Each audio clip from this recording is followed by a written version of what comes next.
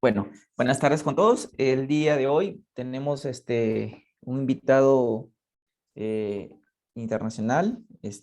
Tengo el placer de presentar al doctor Felipe Ramírez Solís. Él es médico oftalmólogo, es también compañero mío en el Instituto Mexicano de Oftalmología. Ambos estamos realizando la subespecialidad o la alta especialidad en cirugía de retina y vitrio. Él, pues, él es mexicano. Él también está haciendo la especialidad por la Universidad Nacional Autónoma de México. Entonces, sin más, vamos a tocar el tema de hoy y le voy a dar pase al doctor Felipe Ramírez para que esté con nosotros. Hola, ¿qué tal? Buen día. ¿Sí me escucho? Sí, sí se escucha, Felipe. Listo, perfecto. Bueno, pues vamos a hablar principalmente de todas las patologías retinianas más frecuentes. Y quisimos abordar algunos temas como es la retinopatía del prematuro, diabetes, oclusiones y desprendimientos de retina, que es como lo más importante y lo que se ve más comúnmente en el día con día. Gracias, doctor Fernando Munaico, por la invitación. Entonces vamos a empezar. Vamos a empezar con la retinopatía del prematuro. ¿Qué es la retinopatía del prematuro? Es un trastorno vascular, retiniano y vasoproliferativo. Va a afectar principalmente a los recién nacidos prematuros, no a todos los prematuros, pero vamos a ir viendo a qué prematuros sí y a qué no. Se va a asociar a isquemia y la fisiopatología, si sigue, pues va a seguir una neovascularización, pudiendo llegar a la ceguera.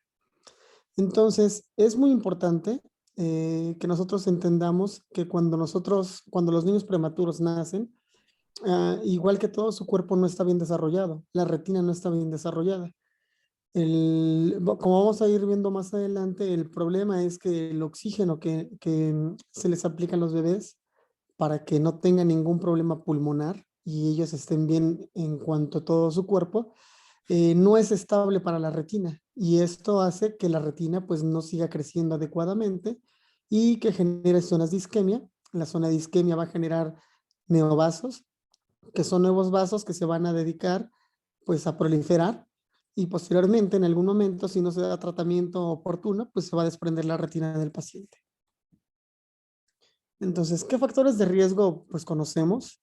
Es en Perú, pues es prematuros menores de 32 semanas con un peso de 1500 gramos al nacer.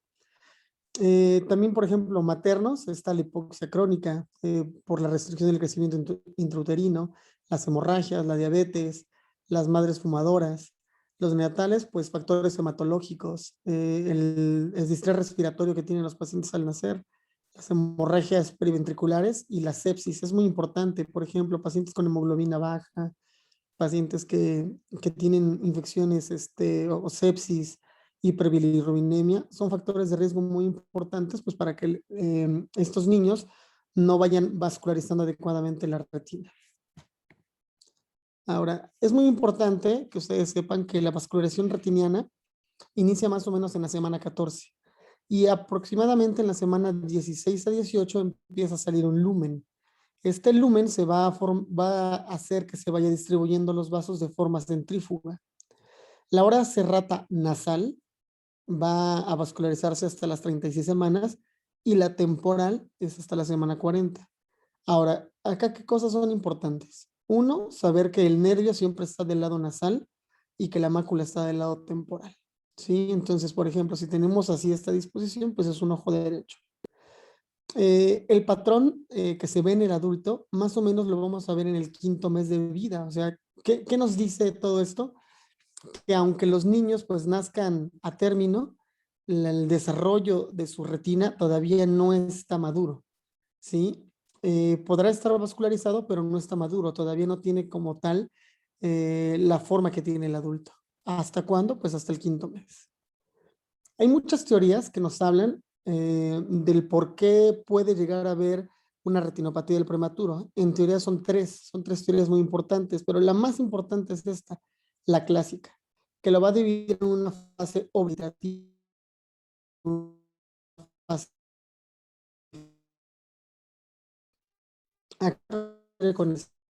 ahorita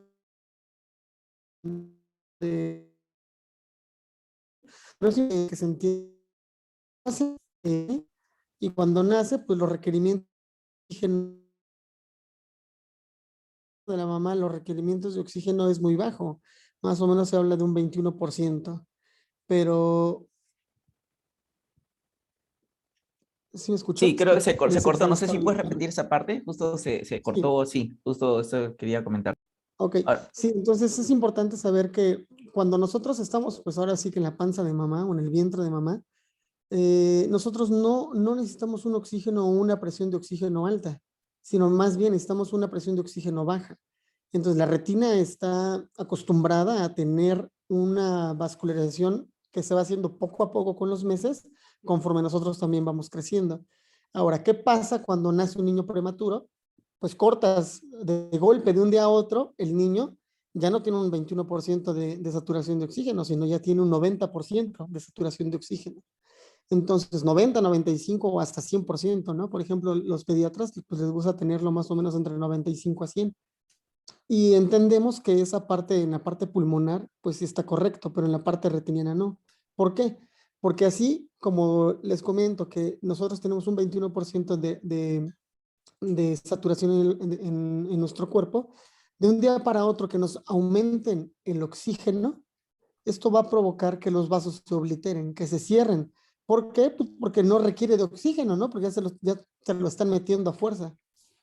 Entonces, después aproximadamente de la semana 30, los requerimientos en la retina de oxígeno van aumentando. Al ir aumentando, entonces, en el otro proceso fisiopatológico, empieza a haber una fase vasoproliferativa.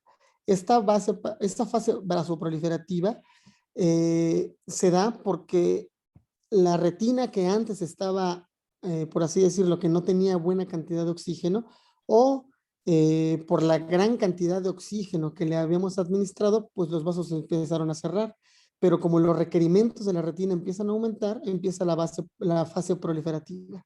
Esto hace que crezcan los neovasos o vasos nuevos y que puedan desprender la retina. Entonces acá decimos que el paciente ya no requiere de oxígeno o es una menor cantidad de oxígeno que tiene. Pero lo importante es esto, ¿no? Saber que la fase obliterativa es porque hay un aumento en el oxígeno y la fase proliferativa es porque hay un aumento en el requerimiento retiniano por los cambios que va teniendo por la edad el bebé y el oxígeno pues tiende a disminuir, no necesita tanto oxígeno. Entonces, esa es una tabla donde nosotros vemos, por ejemplo, cuáles son los factores de crecimiento que se van a ver cuando el bebé está en útero, en la fase 1 y en la fase 2. Fase 1 es la fase obliterativa y la fase 2 es la fase proliferativa. Vemos que de un día para otro el paciente tiene un nacimiento prematuro y acá, como les dice, el factor de crecimiento insulínico, el factor de crecimiento endotelial vascular, el de eritropoyetina, todos están en parámetros normales. Pero cuando empieza a hacerse la fase 1 y el bebé nace, empiezan a disminuir esos requerimientos. ¿Por qué? Pues porque ya le estás metiendo oxígeno. Pero ¿qué pasa cuando ya después de las 30 semanas la retina también empieza a querer más, a querer más oxígeno? Pues ahí empieza una fase de neovascularización retiniana y es cuando empiezan a proliferar o aumentar estos factores de crecimiento. Ahora, en esta tabla es una de las cosas más importantes para nosotros. ¿Por qué? Porque nos dice acá el oxígeno normal que hay en un bebé a nivel intrauterino, la fase 1, la fase 2 y la fase ya de neovascularización, ¿no? Que si no se le da tratamiento al paciente, entonces pues puede llegar hasta desprenderse la retina. Ahora, en cuanto a las semanas, podemos dividir, si se fijan acá, la fase 1 y la fase 2. En la fase 1, a nivel de la semana 30, más o menos desde que nace el bebé hasta la semana 30, va a estar en una fase pues, en el cual hay un aumento de oxígeno y el factor de crecimiento endotelial vascular pues está disminuyendo. Entonces, en estas fases se puede dar un ROP estadio 0, que es ahorita más adelante lo vamos a mencionar, puede ser un ROP estadio 1 y después de la semana 30, pues un ROP estadio 2, estadio 3 o hasta un estadio 4 o 5. Entonces, la semana 30 es la más importante. ¿Por qué? Porque cambia de una fase en la fase 1, que normalmente es obliterativa, o sea, los vasos se obliteran, como están viendo en estas imágenes. Después de la semana 30 empieza una fase que es proliferativa. Proliferativa porque empiezan a crecer los neovasos y porque empieza a aumentar el factor de crecimiento vascular endotelial. Esto hace que haya un mal crecimiento de vasos. Feli, se cortó la señal, creo que se bajó. ¿Me escuchas? Hola, Feli. A ver, chicos, un ratito creo que se le fue la señal. Ahorita mientras que recuperamos señal para... ¿Me escuchas, Felipe? Oh, ya te escucho. Sí, ahora sí, ya ¿Sí? recuperamos tu señal. ¿Listo? Sí, Ah, ok. listo, perdón, es que anda medio inestable. Entonces, acá lo más importante es saber la semana 30. ¿Por qué? Porque en la semana 30, antes de la semana 30 es una fase en la cual los vasos se cerraron y después de la semana 30 los vasos empezaron a crecer y a neovascularizar.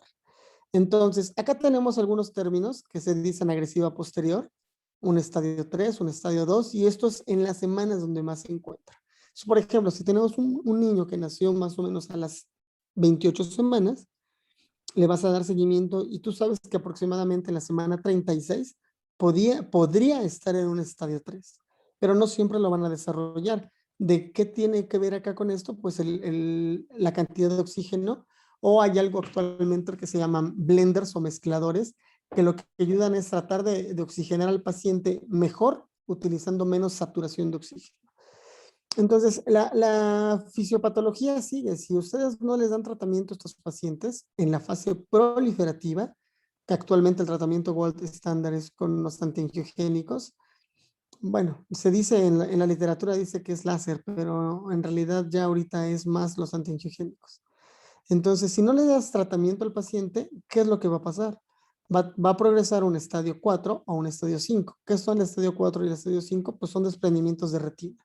Entonces, la importancia de esto que ustedes sepan es que eh, el buen diagnóstico y el saber que un niño prematuro debe ser valorado oftalmológicamente también, es porque aquí es el punto decisivo si el paciente el tiempo que viva va a poder ver, sus 80 años se lo va a pasar viendo o sus 80 años se lo va a pasar ciego. Y eso pues obviamente va a denotar que la familia, si el paciente se queda ciego, pues alguien deje de trabajar, ¿no? Para poder cuidarlo. Tiene que ir a escuelas de niño ciego. ¿Se pueden valer por sí mismos? Sí, pero tampoco en los trabajos, pues no va a ser tan fácil como tal que encuentren algo. Entonces, acá la importancia es pues que ustedes puedan referir pronto a un paciente y que ustedes sepan que un niño prematuro se tiene que revisar. Entonces, en cuanto al tratamiento, principalmente antes había crioterapia. La crioterapia pues se aplicaba siempre en la periferia, en la zona avascular y donde estaban las proliferaciones, pero pues se dieron cuenta que los problemas tenían muchos desprendimientos de retina. El 50% de los pacientes que se aplicaba crioterapia, que es aplicar hielo, más o menos a una temperatura de menos 89 grados. Entonces, veían que estos pacientes se desprendían hasta el 50%. Por ejemplo, si 10 pacientes les aplicabas crio, 10 se desprendían y los otros 10, pues medio les iba bien. ¿Cuál es el problema? Que posteriormente, después de que surge un tratamiento, pues también el tratamiento puede llegar a tener secuelas, ¿no? ¿Cuáles eran las secuelas más importantes? Desprendimientos de retina, posteriormente ya en la forma adulta, que la retina se quede avascular porque ya no crece, y miopías altas. Los pacientes también tenían mucha miopía alta. Posteriormente, después del láser, perdón, de la crioterapia, surgió el láser. El láser, pues, ¿para qué? Para tratar de aplicar láser a la retina para que esta neovascularización, pues, vaya disminuyendo y los factores de crecimiento endotelial vascular, pues, también vaya disminuyendo. ¿Cuál es el problema? Ya no se desprendían tanto, pero el detalle es que los pacientes seguían siendo muy miopes y posteriormente cuando eran grandes se desprendían. Y posteriormente ya con el surgimiento del bevacizumab, ranibizumab, aflibercept y muchos otros que han salido, pues se han dado cuenta que con la terapia de antiangiogénicos, ¿sí? Podemos ver que esta retina que estaba avascular y que tenía una proliferación, posteriormente pudo crecer de forma completamente normal. A diferencia del crío, del láser, pues obviamente los medicamentos antiangiogénicos pues, le ayudan al paciente a que tenga Ellos siguen haciendo miopías, pero no miopías tan altas, pero ya no se desprenden tanto como se desprendían pues con la crioterapia y con el láser. Entonces, esta tabla es lo más importante con lo que se deben de quedar. Es importante que sepan, obviamente, que un paciente prematuro, que depende del país donde estén, cada quien lleva sus normas, pues cada cuánto se va a ver el paciente y saber, obviamente, que el paciente prematuro, también la retina es prematura y que se tiene que estar revisando.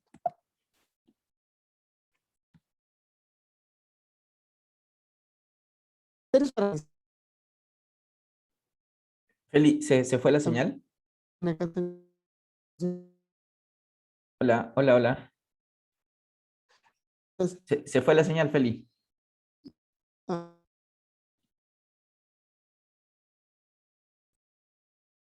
Hola, Felipe, ¿me escuchas? ¿Escuchas? Sí, sí, Te escucho. ahorita, sí, ahora, porque se te fue la señal, no sé si nos puedes repetir. ¿Sabes qué? Voy a quitar mi video para que Sí, no pase tanto.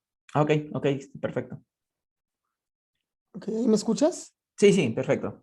Ok, mira, entonces, acá lo importante es cuándo tamizar al paciente, ¿sí? Porque no todos los pacientes se tamizan, ¿no? Un prematuro, pues sabemos que es un niño pues que puede nacer hasta las 36 semanas, pero no porque tenga 36 semanas se van a tamizar.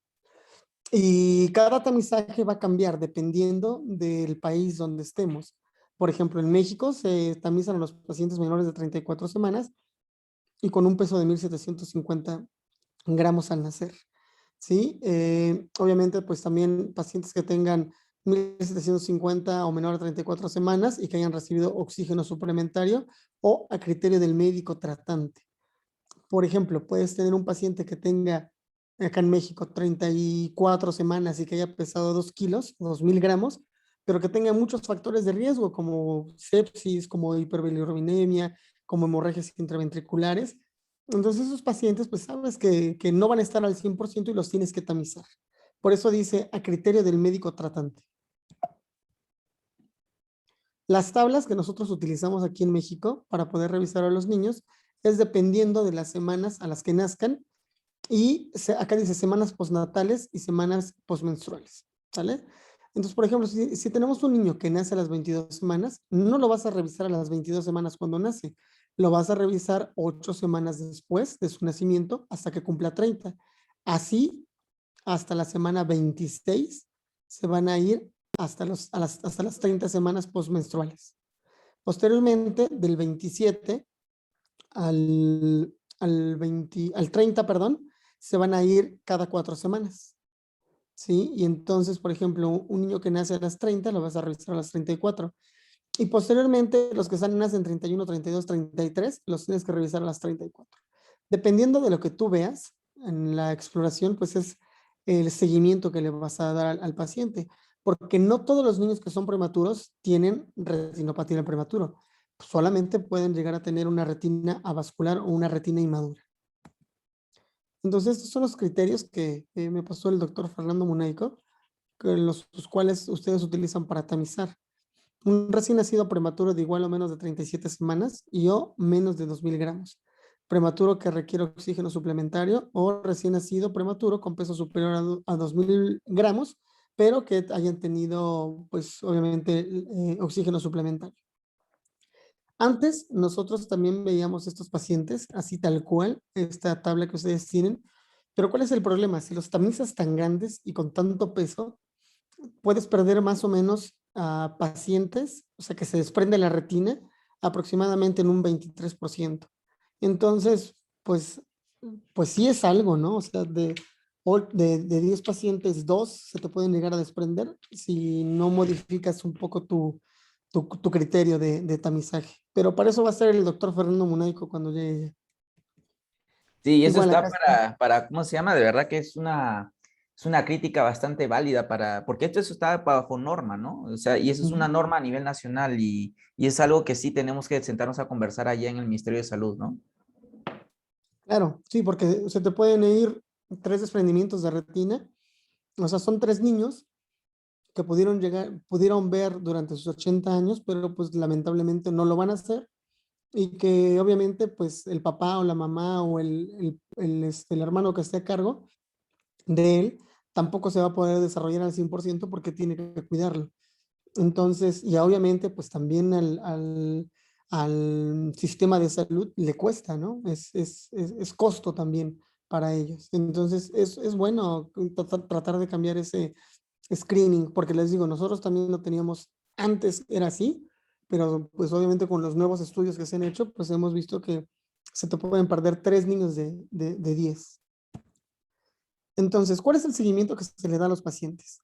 Si el paciente no tuvo nada de retinopatía en el prematuro, porque recuerden, o sea, la retina va creciendo, pero si no tiene, ahorita vamos a ir viendo más adelante cuáles son las características de la retinopatía del prematuro. Si nada más está avascular, al paciente lo puedes ver hasta la semana 35 y se puede ir de alta. Si al paciente sí tuvo retinopatía del prematuro, alguna, en un estadio 1 o un estadio 2, tuvo retinopatía del prematuro, tienes que ir hasta la semana 45. Y tienes que 65, porque los pacientes que has inyectado es porque tenían retinopatía y porque se... Hola Felipe, se te fue el audio. No sé si me escuchas. Sí, sí, Sí, ya. sí, ¿Tú me ok. escuchas? No, ahora sí, perfecto. ¿Aló? ¿Sí? Sí, sí, te escucho perfecto. Entonces, los niños inyectados hasta la semana 65. Ah, listo. Los niños inyectados hasta la semana 65. Ahora, eso es importante bueno, para los que quieren hacer oftalmo y pues, para nosotros, es dividir las zonas, ¿no? Las zonas de cómo ves un ojo, es un ojo derecho o un ojo izquierdo. Entonces, la zona 1 es la distancia que hay entre el nervio a la mácula, 2 veces el recorrido de esto. Entonces, la zona 1 va a tener del nervio a la mácula 2 veces ese trayecto y tenemos este circulito acá donde dice zona 1. Mientras más posterior esté nosotros le llamamos posterior. Posterior a qué se refiere? Más pegado a la mácula o al nervio. Mientras más posterior esté la vasculatura del niño, va a tener más riesgo de que tenga una retinopatía del prematuro, ¿sí? Entonces, la zona 1 consta de 2 veces la longitud del nervio a la mácula y eso es la zona 1. La zona 2 posterior va más o menos de la zona 1 a un diámetro de disco. Bueno, nosotros lo llamamos como diámetro de disco que mide más o menos 1.5 milímetros. La zona 2 es de la zona 2 posterior hasta más o menos la hora serrata nasal y la zona 3 es la media luna que se forma. Entonces, esto es importante pues para poder decir cómo clasificamos por dentro del ojo y poder decir, obviamente, pues cómo está la vasculatura del niño. Si vemos que la vasculatura del niño está más pegada hacia el nervio y la mácula, ese paciente hay que estarlo viendo semanalmente. ¿Por qué? Porque tiene mucho riesgo de que tenga retinopatía del prematuro si es que en ese momento no lo tiene. Entonces, acá cuando vemos que el paciente no tiene retinopatía del prematuro y solamente es que no está completamente vascularizado, le vamos a llamar vascularización incompleta. Si hay uno o más etapas de retinopatía del prematuro en un ojo, entonces vamos a tomar en cuenta pues la que tenga, la que esté más agresiva, por así decirlo, ¿sí? La etapa más avanzada. Ahora, ¿qué es el estadio 1? Entonces, por ejemplo, acá tenemos el nervio y tenemos la mácula, que es el centro de mejor visión, o la fobia, que es el centro de mejor visión. En el estadio 1, ¿qué es lo que vamos a ver? La línea de demarcación. Y creo que esto es más gráfico para que ustedes lo entiendan. Entonces, vemos la retina, sus vasos, como si está bien vascularizada, pero de aquí a acá ya no hay nada, ¿sí? Si ven el cambio de coloración que hay, ya no hay nada. Entonces, acá crece algo que se llama línea de demarcación. La línea de demarcación es una línea que se hace, que está por arriba de la retina y que característicamente pues se ve, ¿no? O sea, ustedes lo pueden llegar a ver visualmente esta como elevación. Entonces vemos retina que está vascularizada y retina que no está vascularizada. A esto le llamamos notch, que es como una muesca. Es importante, ¿por qué? Porque no es lo mismo que un paciente esté en una zona 1, que por así decirlo, la zona 1 llega hasta acá, hasta las arcadas vasculares, a decir que, por ejemplo, este paciente salía en una en una zona 2. ¿Por qué? Porque la zona 1 llega de aquí para acá y la zona 2 de acá para acá. O 2 posterior, podríamos decir que en este paciente. Pero en este otro, vemos que la retina va bien y de pronto pues tiene como una muesca, se mete y se mete a la zona 1. Entonces el paciente está en una zona 1 con un estadio 1. Hay que vigilar a este paciente porque tiene mucho riesgo de que el paciente pues empiece ya a formar algo que se llama retinopatía del prematuro y que vaya obviamente aumentando. En este momento, cuando ustedes ven la línea de marcación, ya es una retinopatía del prematuro. El estadio 2 es una cresta, la línea más un crecimiento hacia el vítreo. Ahí vemos la cresta, vemos la retina que está vascularizada y la que está avascular. El estadio 3, ¿de qué se caracteriza principalmente? Pues obviamente de la línea de demarcación que ya hemos visto, la cresta también que hemos visto, pero acá empiezan a crecer algo que se llaman neovasos. Estos neovasos, que son nuevos vasos, se pegan a la retina. Acá hay retina, solamente que está avascular, y acá hay retina que está vascularizada. El problema es que esto se puede pegar a esta retina o a cualquier parte de esta retina y la puede desprender. El estadio 4, pues estamos viendo acá, se conforma de A y B, los que tienen involucro y los que no tienen involucro. Es un desprendimiento de retina paranormal. Hola, Feli, te El, dejamos de escuchar. ¿sí? No sé, ¿nos puedes repetir lo del estadio 4 porque te dejamos de escuchar? El estadio 4 se divide en dos, en 4A y 4B. El 4A nos quiere decir que bueno, el estadio 4 se caracteriza por un desprendimiento parcial y el estadio 5 es total. Pero el estadio 4A no tiene involucro de la mácula y el estadio B, el 4B, sí tiene involucro. Entonces, este paciente está desprendido en la periferia, es un 4A, es un desprendimiento de retina, pero es traccional y no involucra todavía la fobia. Y el B, pues ya le está involucrando. Sí, este es plano, pero vemos acá que tiene como algo que llamamos nosotros dragging, sí, porque está jalando el centro de mejor visión. Acá vemos un notch muy grande y toda la proliferación. Todos estos que ustedes ven acá son los neovasos que fueron creciendo y formaron algo que se llama proliferación fibrovascular. Entonces, esta proliferación es lo que jala la retina y la desprende. Por eso es importante darle tratamiento a los neovasos. Y es cuando nosotros inyectamos. El estadio 5 se puede dividir en un 5A, en un 5B o en un 5C. El 5A pues es un embudo abierto, el 5B es un embudo cerrado y el 5C es que ya tiene alteraciones también en el segmento anterior, ¿sí? Entonces, por ejemplo, acá pues tenemos un embudo cerrado. Acá ese es un ultrasonido, que sería como la imagen que tenemos acá. Vemos que la retina está abierta como si fuera una flor, está abierta y atrás sí está cerrada. O sea, esto le llamamos embudo cerrado y esto es un embudo abierto. Pero esa proliferación que les decía que teníamos que darle tratamiento cuando eran neovasos, pues si no se le da tratamiento, pues se desprende. La retina está desprendida y el paciente pues no ve. Y no ve porque, como en esta imagen que está acá, pues la retina está muy pegada casi al cristalino y la retina debe de estar a fuerza pegada al EPR, pues para que se pueda oxigenar. Y hay algo que se llama plus y preplus. El plus y preplus se habla solamente de los vasos, decir si tiene una dilatación venosa y una tortuosidad de los capilares.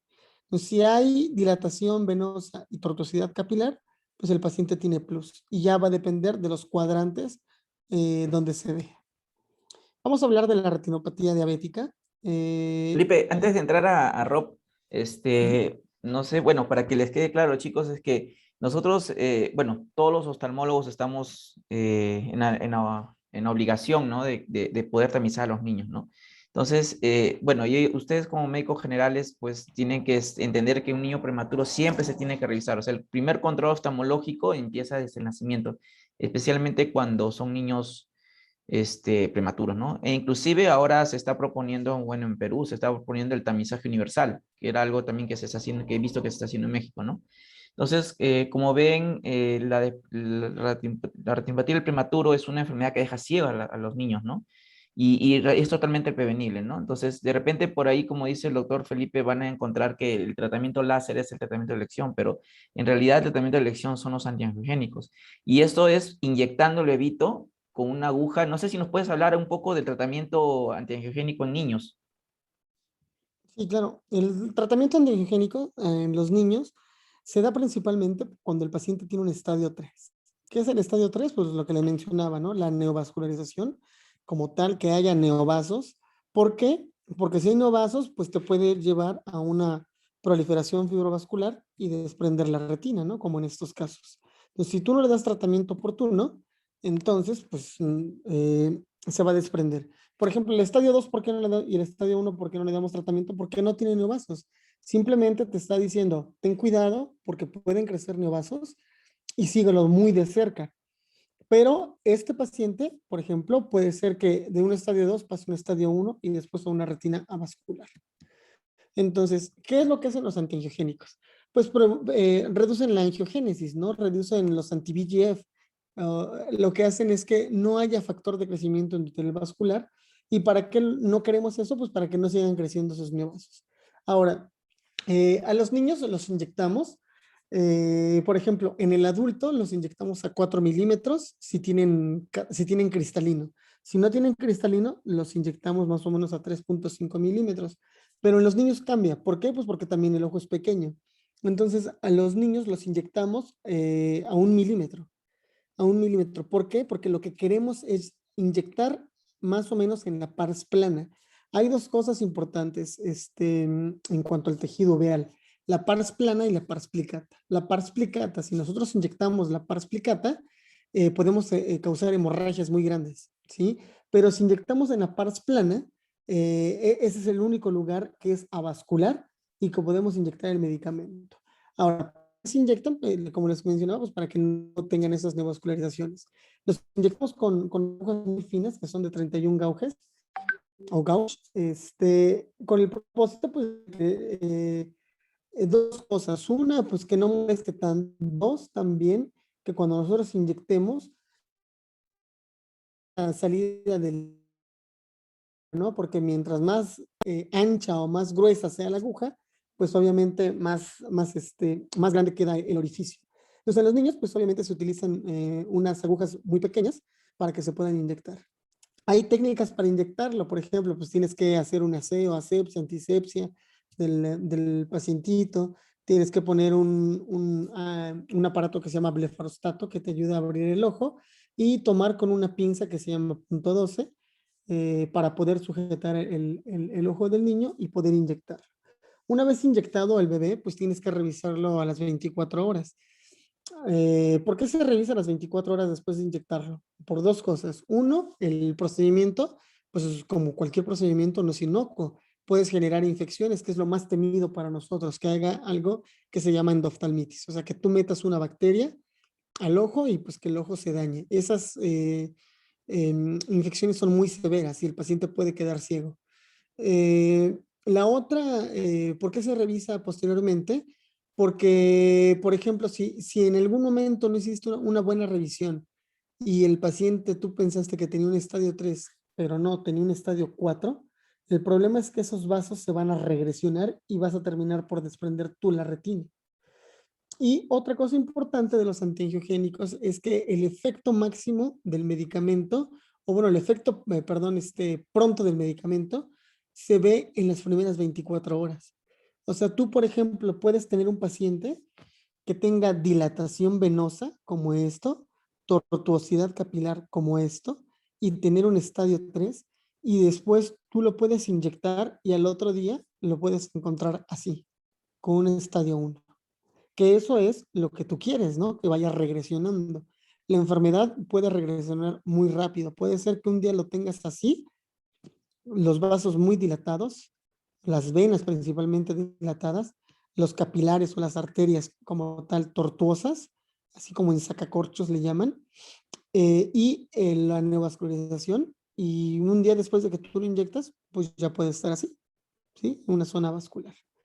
Entonces, la gran mayoría de los pacientes no requieren de retratamientos, pero los pacientes que se han inyectado con antiangiogénicos se tienen que revisar hasta la semana 65. ¿Por qué? Porque más o menos 16 semanas después de inyectado, de 14 a 16 semanas de inyectado, pueden volver a tener otra vez retinopatía del prematuro. ¿Y eso por qué va a ser? Pues porque a lo mejor el paciente no ha aumentado de peso, A lo mejor el paciente ha tenido infecciones recurrentes, sigue intubado o, por ejemplo, está en casa con oxígeno. Entonces, esos puntos muy importantes se tienen que ir preguntando. No sé si Sí, quieres decir algo más. sí, justo, bueno, en Perú, por ejemplo, el tratamiento con antibiogénicos no está estandarizado. Pues la norma sigue diciendo que el tratamiento es láser y se sigue dando láser. El problema es que el láser da muchas secuelas, ¿no? Por ejemplo, disminución del campo visual o, por ejemplo, bueno, como tú mencionaste, las miopías altas, ¿no? Algo que siempre, las mamás siempre dicen, ¿no? ¿Por qué tengo que controlar a un niño con ROP, que ha tenido ROP, ¿no? Es porque deja secuelas, ¿no?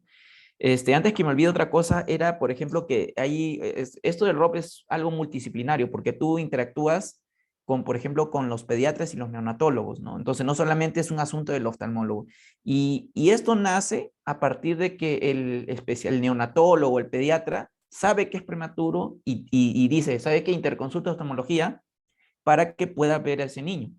Pero si el pediatra sabe que sabe que es prematuro y no lo hace, ahí es donde vienen los problemas. Ese es por un lado.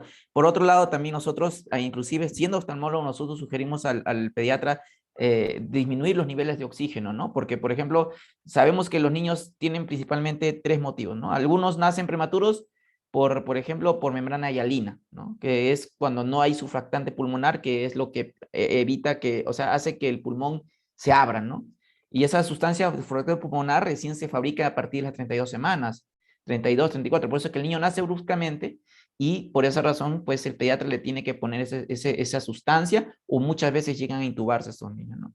Y otros problemas, ¿no? A veces nacen, por ejemplo, con sufrimiento fetal y todo eso, entonces esos pulmoncitos no están desarrollados. Entonces, al no estar desarrollados, el pediatra lo que hace es darle oxígeno a niveles muy altos. Pero el problema es que tú al darle oxígeno a niveles muy altos, haces de que la retinopatía del prematuro aumente. Entonces ya nosotros con los oftalmólogos, bueno, ya los consensos dicen que pues hay que recomendar niveles de oxígeno ya no a 99%, sino más o menos entre 89 y 92. Y justo lo que hablabas del blender, ¿no? Que son aparatos que sirven para, que son mezcladores de oxígeno, que te permiten mantener oxígenos o sea, nivel de oxígeno o saturación de oxígeno a ese nivel, ¿no? Sí, doctor Mónico. Vamos a pasar Sí, la siguiente, por favor. No sé si hay alguna pregunta y las vamos contestando en el chat. No sé si ya podemos. La siguiente, doc. Ok, muy bien. Entonces vamos a hablar de retinopatía diabética. La retinopatía diabética afecta principalmente, obviamente, a los pacientes diabéticos, pero ¿con quién es más agresivo? Con los diabéticos tipo 1. Posteriormente con los diabéticos tipo 2. Ahora, es una enfermedad silenciosa. ¿Por qué es una enfermedad silenciosa?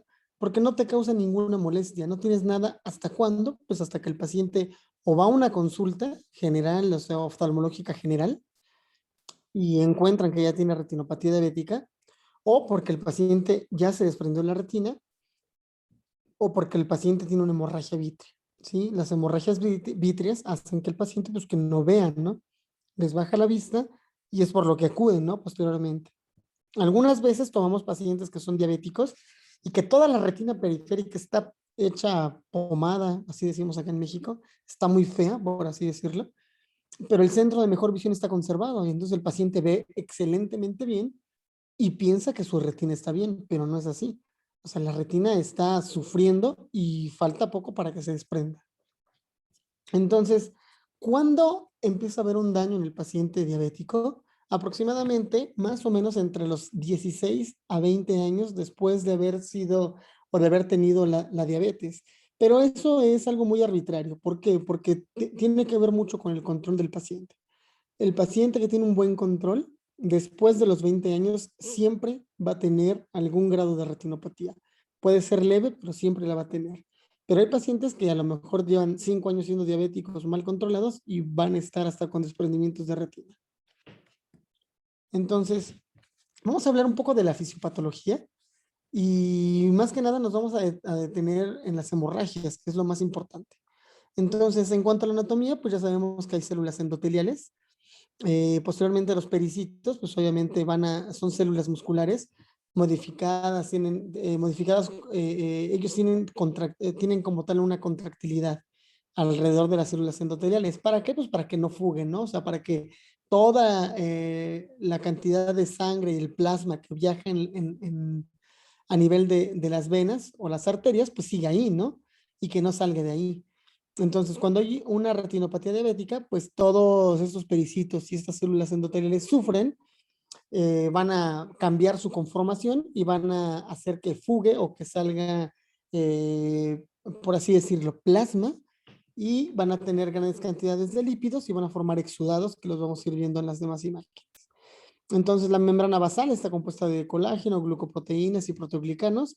Hay uniones estrechas, que las más importantes son las ocludinas y la célula occludens, que son de las más importantes para que, obviamente, eh, para que no haya fuga. Acá imagínense que esto es como si tuviéramos una tubería. No es lo mismo que tú tengas una tubería que no le haya pasado nada, a que tengas, o sea, una tubería intacta, a que tengas una tubería que por la diabetes le vas haciendo como orificios pequeños, muy pequeños. Entonces, en algún momento, pues va a haber fuga o va a salir ese líquido que va en esa tubería, que es lo mismo que pasa con la diabetes. Entonces, mientras peor está el paciente, pues más fugas tiene el paciente y peor está la retina.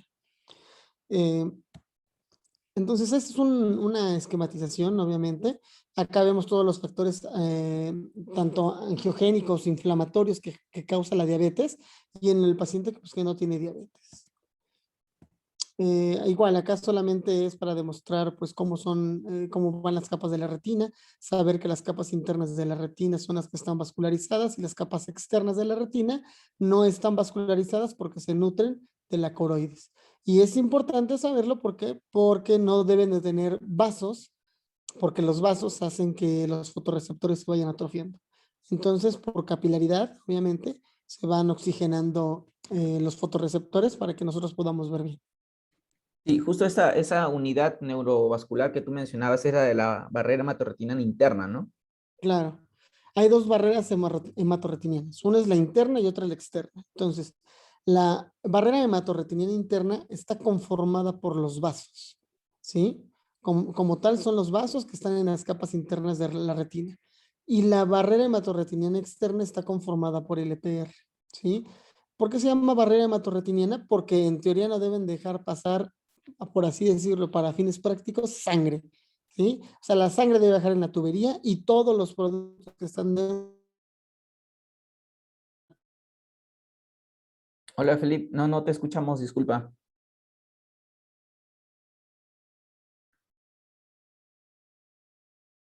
Hola, Felipe, ¿nos escuchas?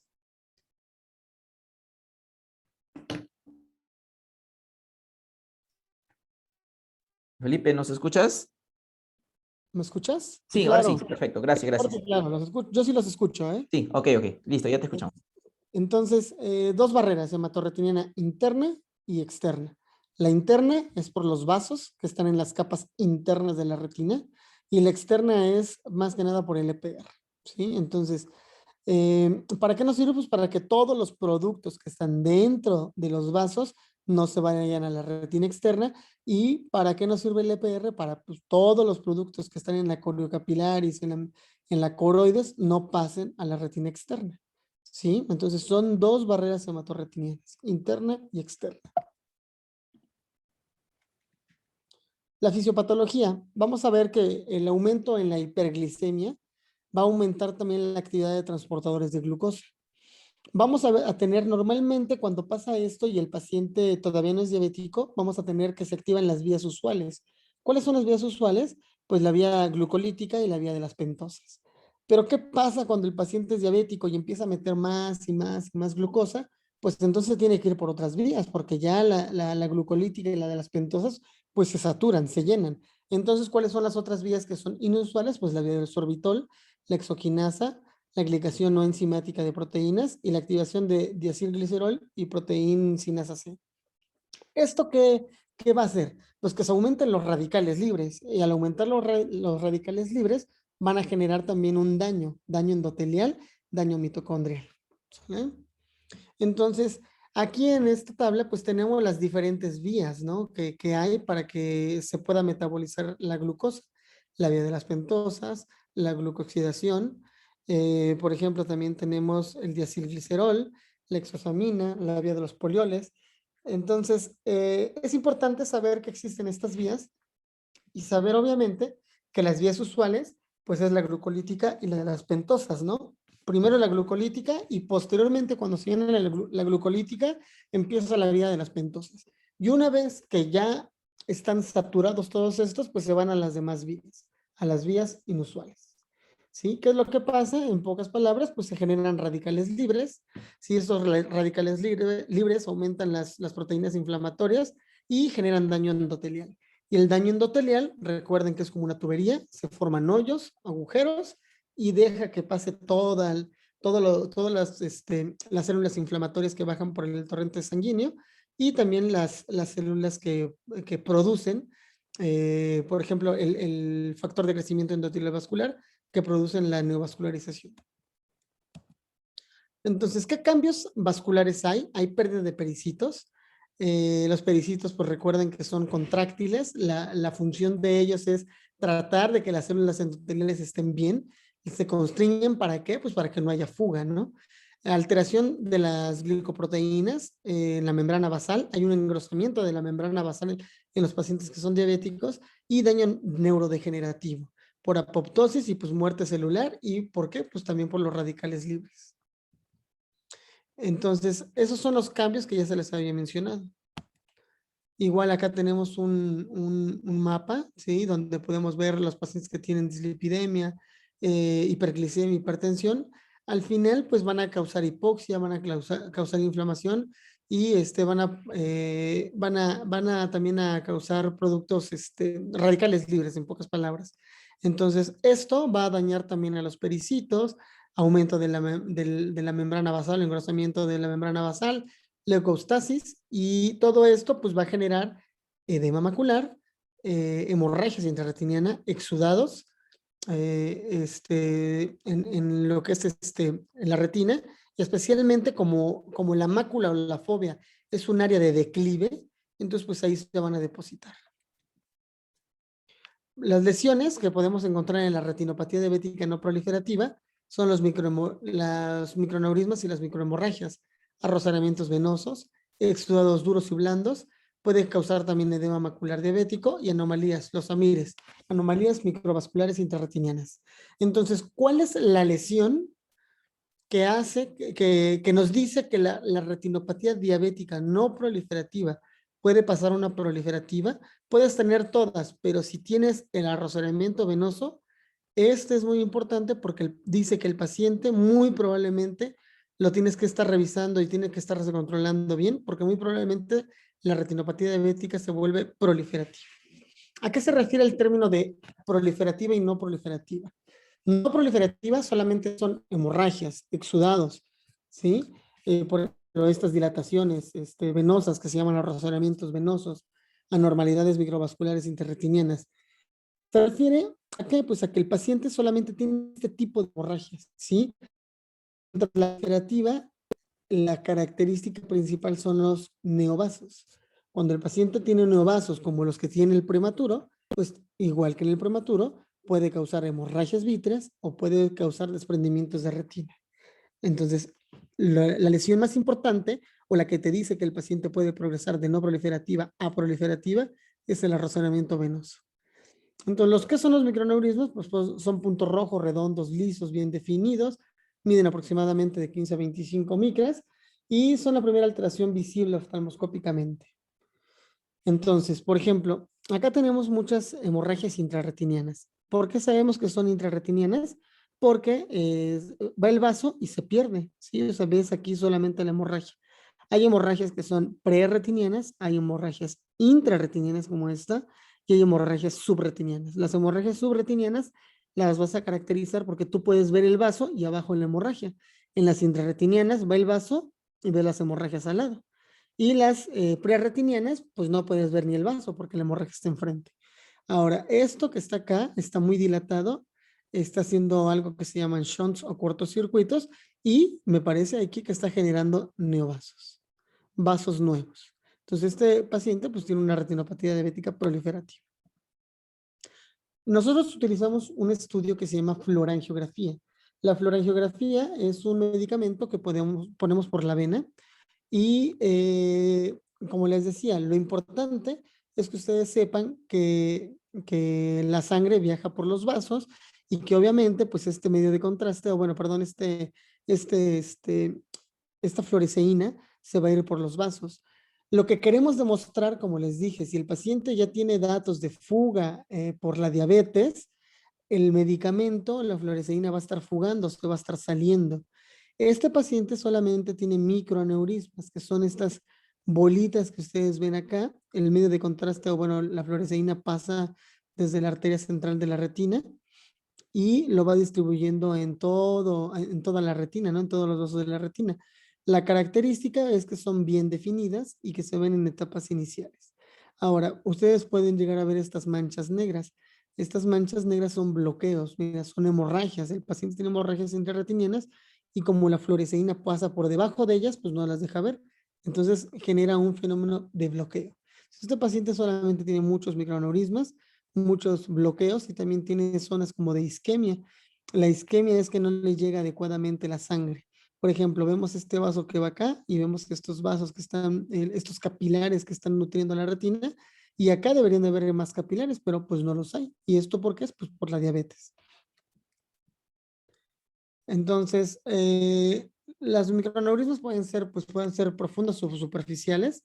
Lo más frecuente es encontrarlas en la plexiforme externa y en la nuclear interna. Y las superficiales es en forma de llama y están en disposición de la capa de fibras nerviosas. Igual esto acá también es importante ir viendo la vasculatura, cómo van los vasos. Por ejemplo, este paciente tiene retinopatía diabética por las hemorragias que encontramos, ¿no? Los exudados duros que están acá, las hemorragias intrarretinianas, los microaneurismas que tiene aquí, pero también vemos que tiene una retinopatía hipertensiva. ¿Por qué? Porque ya tiene una rectificación de los vasos. Los vasos deben de tener más o menos casi como esta forma. Sí, pero mira, acá los vasos están rectificados, igual que acá están rectificados, y acá, mira, están entrelazados. Acá el problema es que el paciente puede llegar a tener una oclusión. Más adelante hablaremos de las oclusiones. La arteria va encima de la vena y si la arteria, por la presión arterial, está ahora sí que muy densa, está muy firme, va a tapar a la vena y va a provocar una oclusión. Entonces, este paciente tiene una retinopatía diabética más una retinopatía hipertensiva. Y en estos pacientes, pues vemos las zonas de exudación. Recordar que la mácula, que es todo esto, y la fobia tienen una zona de declive. Y al ser un valle, al ser un declive, los exudados duros que estamos viendo acá, por gravedad, se van a ir al centro de mejor visión y estos exudados van a hacer que el paciente pues no vea bien. ¿Sí? Les va a tapar para que los fotorreceptores pues puedan guiar la información o el impulso eléctrico para que el paciente vea. Entonces, si tiene algo el fotorreceptor que no deja que transmitan información, pues el paciente no va a ver bien. Entonces, los exudados duros son los que les había mencionado, tienen forma de estrella, en anillo, placa, y la predilección en la mácula. ¿Por qué? Por la zona de declive. Y los blandos están relacionados principalmente con la retinopatía diabética y posteriormente con la hipertensiva. Esto lo vamos a encontrar en la capa de fibras nerviosas y los vamos a ver como blandos. Hola, Felipe. Sí, se ¿Sí? te fue la señal un poco. Ahora sí, te escuchamos. Entonces, ese paciente tiene exudados duros nada más, no tiene exudados blandos. Tiene exudados duros, hemorragias intrarretinianas. No le veo ninguna otra cosa. Esto puede ser una retinopatía diabética moderada, casi severa. Hay que ver también cómo está la periferia para poder clasificarla mejor. Entonces, igual, lo mismo, ¿no? En estas fotos es los exudados duros, las hemorragias. Miren, estas hemorragias están como en flama, están más en la capa de fibras nerviosas. Vemos acá, miren, esto es importante, miren la arteria cómo se hace delgada y se empieza a hacer como tortuosa. Y miren la vena, es un poco más ancha que la arteria.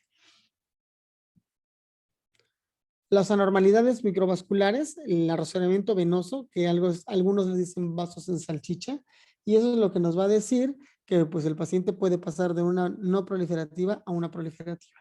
Y las anomalías microvasculares intrarretinianas son como neovasos incipientes, así como lo dice acá, pero que si el paciente se controla puede llegar a mejorar. Y acá tenemos igual una florangiografía. Igual podemos ver la tortuosidad que tienen los vasos. Podemos ver acá unos shunts que tiene el paciente, unos microneurismas. Miren la dilatación que tiene esta vena. Tiene también muchas áreas de isquemia, ¿sí? Y unas anormalidades microvasculares intrarretinianas que son como saculaciones que se llegan a ver acá. Esto es una mija. Igual acá en esta otra, ven cómo tiene la tortuosidad a nivel de los capilares. La vena pues está igual tortuosa. Vemos datos de que hay isquemia, no pasa bien la sangre a nivel retiniano. Vemos los microneurismas y va a empezarse acá a formar unos shunts. Son cortocircuitos arteriovenosos. Y bueno, pasando a la retinopatía diabética proliferativa, como les comentaba, ¿qué es proliferativa? Es que tiene neovasos. Al tener neovasos, el paciente puede tener neovascularización en papila, puede tener también una proliferación fibrovascular como las que tienen los niños de ROP que desprenden la retina, pueden tener hemorragias que son vítreas. A estas hemorragias se les llama hemorragias preretinianas, que son vítreas o son subyaloideas. La hialoides, recuerden que es la capa más externa del vítreo, y entonces las hemorragias subyaloideas estarían entre la hialoides o detrás de la hialoides y por delante de la retina. En ese espacio virtual que se forma, ahí son las hemorragias subhialoideas. Y desprendimiento de retina traccional. Entonces este paciente pues tiene mucha neovascularización a nivel del nervio. Esto es una urgencia. Estos pacientes que tienen neovascularización del nervio se les llama penachos vasculares y hay que ponerles láser. Láser pronto. ¿Por qué? Pues porque si no tienen riesgo de que se desprenda la retina. También hay una clasificación que nos habla de con características de alto riesgo y sin características de alto riesgo. ¿A qué se refiere con alto riesgo? Al riesgo que tiene de que el paciente le baje la visión. Eso es alto riesgo, características de alto riesgo. ¿Y cuáles son? Pues son las hemorragias vítreas y son los, por ejemplo, los penachos vasculares, así como este, que son mayores de 2/3 del diámetro de disco, o la mitad del nervio que tenga estos neovasos como este, tiene alto riesgo de que el paciente le pueda bajar la vista. Acá, el paciente también tiene neovasos, pero recuerden que que el vítreo tiene la capa más externa que se llama hialoides. Entonces, los neovasos crecen y se van a la hialoides. La hialoides es el andamiaje o el puente que hace que estos neovasos puedan proliferar e irse a la periferia de la retina y poder desprenderla. Entonces, el malo del cuento, aparte de los neovasos, pues es la hialoides. Cuando nosotros operamos a los pacientes, tratamos de quitarle toda la hialoides. ¿Por qué? Porque si queda hialoides, ahí se puede vascularizar nuevamente y generar un desprendimiento de retina traccional. Igual este paciente pues tiene una hemorragia vítrea y se ve también los neovasos que tiene muy probablemente a nivel del disco. Y a esto es una retinopatía diabética proliferativa con características de alto riesgo. Acá vemos las hemorragias preretinianas y las hemorragias intrarretinianas. De hecho, esta se llama hemorragia subhialoidea, tiene la forma navicular, se llama porque tiene la forma de nave o de un barco. Y esta característica se le da, pues obviamente, el nivel donde se encuentra la hemorragia, y dos, pues obviamente la gravedad. Entonces, la hialoides va a estar enfrente, va a seguir la hemorragia y después la retina. Para poder diferenciar las hemorragias van a decir hemorragias preretinianas. ¿Por qué? Porque ven el vaso y de pronto ya no lo ven, ya no está. El vaso ya no está, entonces saben que es una hemorragia preretiniana. Una hemorragia intrarretiniana está a nivel del vaso, entonces aquí va el vaso y acá está la hemorragia. Eso también es una hemorragia preretiniana y eso también es preretiniana y todo esto es preretiniana.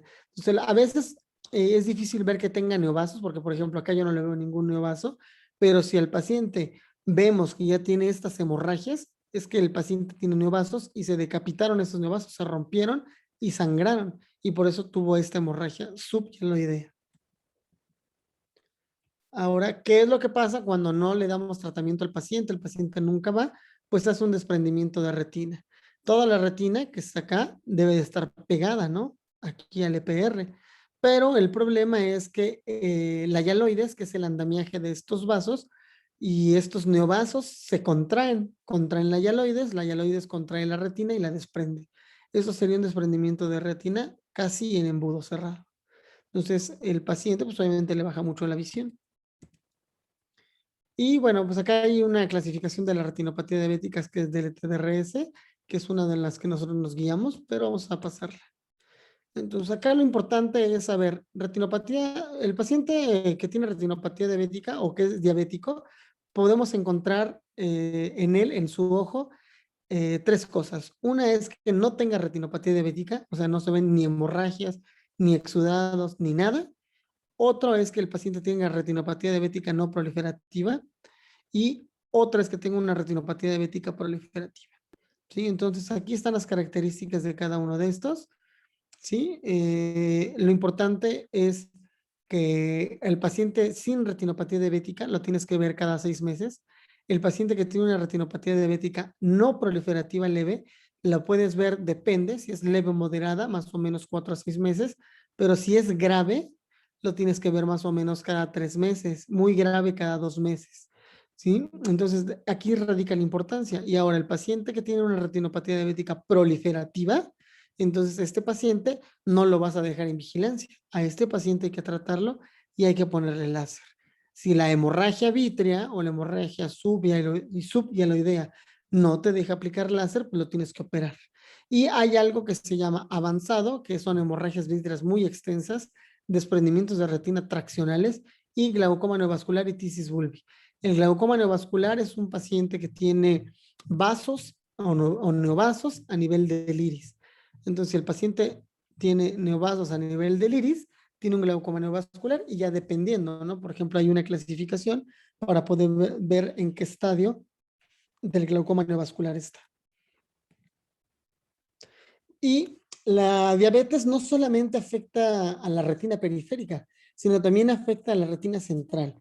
La retina central, como seguramente ya les han de haber dado la clase, está la mácula y en la mácula es el centro de mejor visión.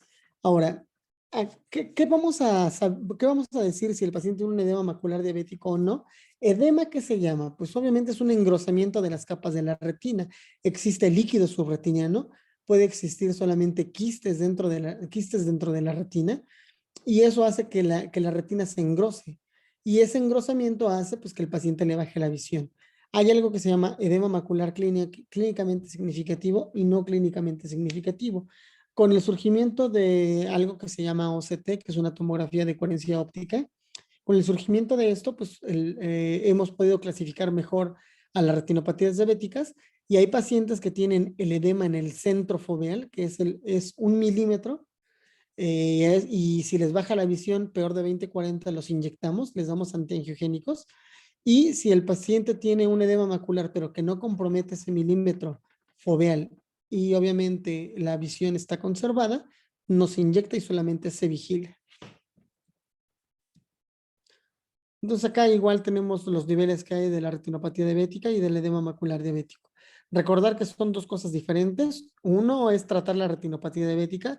La retinopatía diabética principalmente se trata con láser.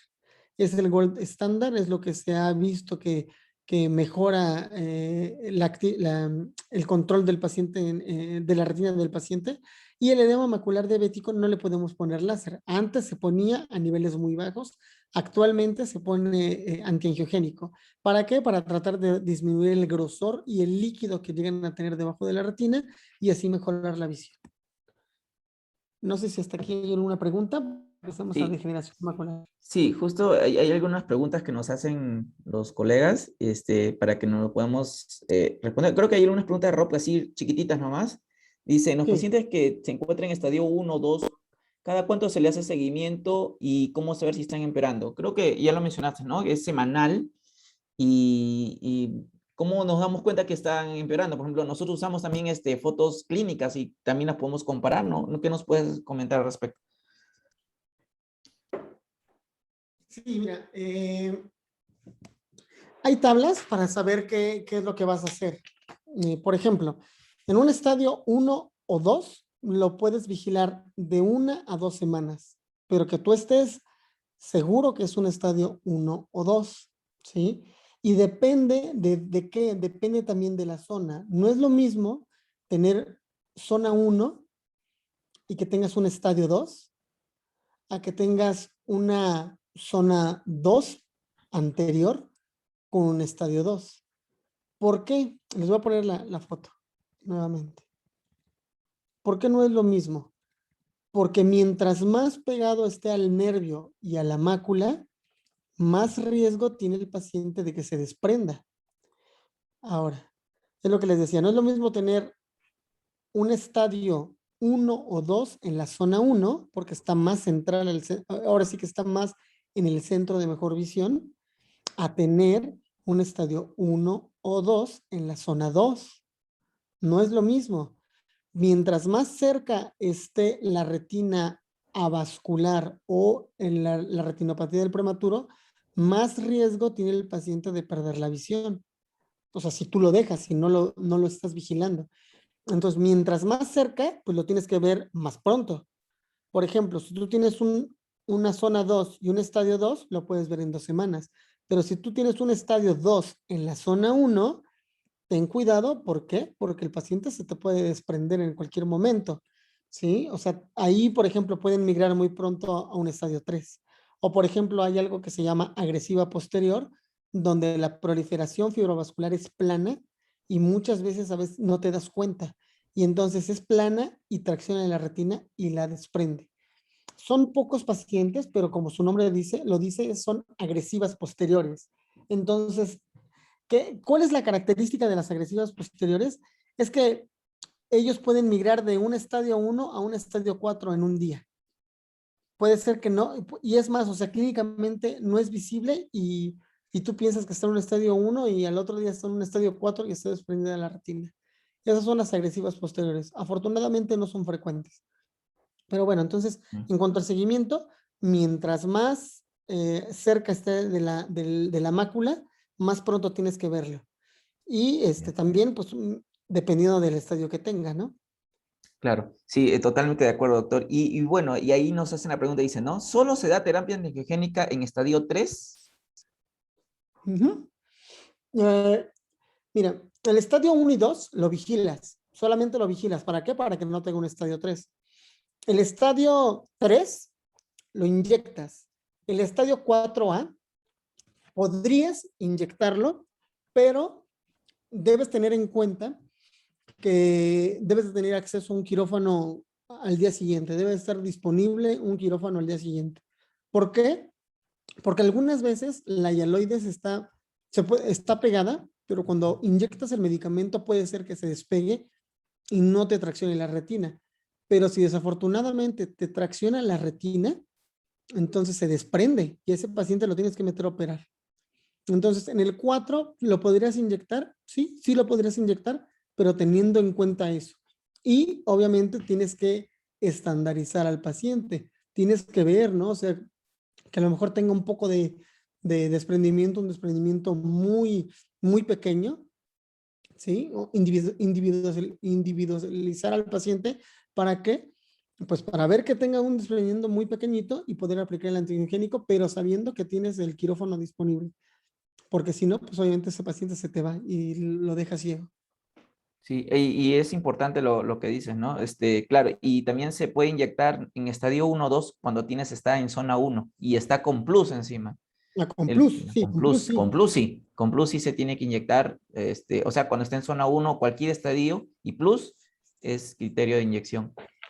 Eso es correcto. Por ejemplo, miren, acá en esta. Si tú tienes un paciente que está en la zona 1 o hasta zona 2 o zona, bueno, 3 no, porque no se puede ver. Pero bueno, zona 1 o zona 2 2 posterior, y el paciente tiene un estadio 1 o 2, hasta ahí tú dices, no lo inyecto, solamente lo vigilo. Pero si el paciente tiene plus, A ese paciente lo tienes que inyectar, esté donde esté. ¿Sí? ¿Por qué? Porque es una dilatación venosa y una tortuosidad capilar en los 4 cuadrantes, o bueno, más de 2 cuadrantes, y eso puede ser que migre muy rápido un desprendimiento de retina. El plus mata todo. ¿Sí? O sea, si el paciente tiene zona 1, estadio 1 y plus, con plus lo inyectas. O si el Claro, que paciente es, tiene, plus es igual a tortuosidad venosa, ¿no? O vascular. ajá, es una dilatación venosa y tortuosidad capilar. Y ese es signo de agresividad, ¿no? De la enfermedad. Sí, es muy agresivo y por eso la tienes que inyectar. Por eso les digo, el plus mata todo. No importa que sea un estadio 1, en una zona 2, eso no importa. Pero si el paciente tiene plus, lo inyectas. No te esperas. Sí. Y algo para mencionar que justo había una pregunta que decía, ¿no? Si es normal tener retina vascular. No, la retina tiene que ser vascular. No, no debe haber retina vascular por ningún motivo, ¿no? Entonces, justamente estos niños no hacen retina vascular porque no hay un desarrollo adecuado de la vasculatura. Entonces, eso es más o menos para responder a esa pregunta. Eh, a ver, una pregunta más que viene por acá de ya retinopatía diabética para avanzar. Por ejemplo, ¿en quiénes sí puedes encontrar retina avascular? Por ejemplo, en los niños que tuvieron retinopatía del prematuro, ¿no? En eso sí, puedes encontrarlos al final, o sea, ya cuando están grandes, puedes encontrar que tienen una retina avascular, porque la gran mayoría de los prematuros, la retina no vasculariza al 100%. Claro. Quería hacer una pregunta, dice, ¿no? Por ejemplo, ¿qué diferencia hay entre una hemorragia vítrea y una hemorragia suberoidea para que más o menos ellos puedan entender que no es lo mismo, pero que los dos sí pueden bajar la visión? ¿Cuál es la diferencia? Ujú. Eh, En el diabético, estamos hablando ya de diabetes. ya les dice la clase de vitrio, ¿verdad? Sí, sí, sí, sí, ya. A ver, espérame, nada más déjame ver. Déjame ver acá, ¿no? Sí, ven mi pantalla, ¿no? Sí, sí, es excelente. Si hay preguntas, chicos, todas sus preguntas serán contestadas, así que no se preocupen. Ok, mira, esta imagen está buena para que vean. Es de un desprendimiento de retina, pero Pero vale, vale. está buena para que me pueda explicar. Miren, las hemorragias se pueden dividir en prerretinianas, ¿sí? O intrarretinianas, como les había comentado. Intrarretinianas, pues ahí se ve, ¿no? En la retina. Ahora, el vitrio es un gel que está dentro del ojo. Y la capa más externa, o por así decirlo, la bolsa que recubre a ese vitrio, se llama hialoides. Que ahorita, por ejemplo, vamos a poner, esto es la retina, ¿no? Esto lo marca como la retina la imagen. Pero vamos a suponer que lo que está marcando es la hialoides, ¿sí? Entonces, ¿cuál es la diferencia entre una hemorragia vítrea y una hemorragia subhialoidea? La hemorragia vítrea, el neovaso se sale de la retina y se va directamente al vitrio y aquí produce la hemorragia. Entonces la hemorragia va a estar contenida acá. El vitrio, recuerden que es un gel que es licuefacto. ¿Qué quiere decir? O sea, es un gel que también tiene agua y que tiene bolsas. Y esas bolsas van a acumular ahí la hemorragia. Mientras que una hemorragia subhialoidea va a estar detrás de la hialoides y pegada a la retina. Imagínense que esto es la retina y esto es la hialoides. La hemorragia se da en este espacio virtual que está acá, mientras que la hemorragia vítrea se da dentro, por delante de la hialoides, ¿sí? Y es importante poder tratarlas porque ya sea la hemorragia aquí o acá, les va a bajar la visión al paciente. No sé Claro. si me expliqué con Sí, eso. sí, sí, creo que está, es como un jugo, la hemorragia de vitrea es como un jugo de fruta que cuando tú lo sedimentas, se ve todo el sedimento se baja igualito, o sea, es que está todo contenido en el vitrio. En cambio, la suela idea está en la capa, o sea, siempre comparo el vitrio como si fuera una uva, ¿no? La cáscara de la uva sería la hialoides en este caso, y lo que está dentro de la uva sería el vitrio, entonces la hemorragia está allí, ¿no? Y por esa razón es que da mucha opacidad. Y hay una pregunta que es también interesante, ¿no? ¿El desprendimiento de retina es generado por la proliferación o por la hemorragia? No sé si nos puedes explicar eso. Sí, ¿Cómo es que se causa la tracción? ahí les voy a poner esta imagen igual. Entonces, la hialoides, ¿sí? Es el andamiaje, es el puente que va a tener los neovasos que van creciendo.